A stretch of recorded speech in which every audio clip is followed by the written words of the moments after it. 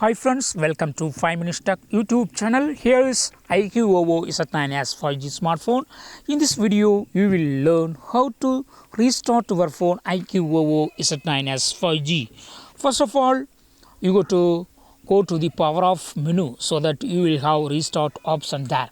So you will usually use this power key, that is long pressing this power key will have the power off menu in most of the Android phone, but in this phone it is not like that. So what you got to do is just press power button and volume up button together and you will have the power off menu. Here you will have the restart option. Okay, this is the restart option, just click on it. Otherwise, alternatively, you can go to the notification area and there you will find one icon called power icon. Just click on it so that the power off menu will appear here and then you can click on restart. Okay, I am using buttons, that is power key and volume up key. Simultaneously press these two key and release after displaying this power off menu, and here you go to just select restart so that your phone will be restarting.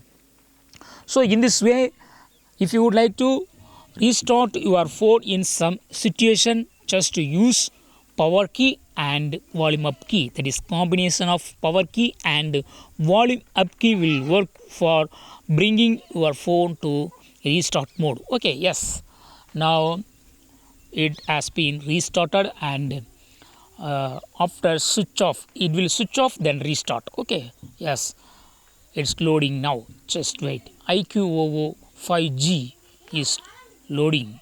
Yes, loaded, and after restarting it will ask your security, that is if you have set any password or if you have set any pattern or any pin, that will be asked. Okay, because unauthorized restart it's not being done. Okay, so for extra security it is set by your phone itself, that is phone manufacturer iQOO set this security measure. So only without password anyone cannot restart your phone. Okay, if it is so, then after restarting they cannot use your phone. Okay, so to prevent misuse of your phone, this extra security has been given by iQOO.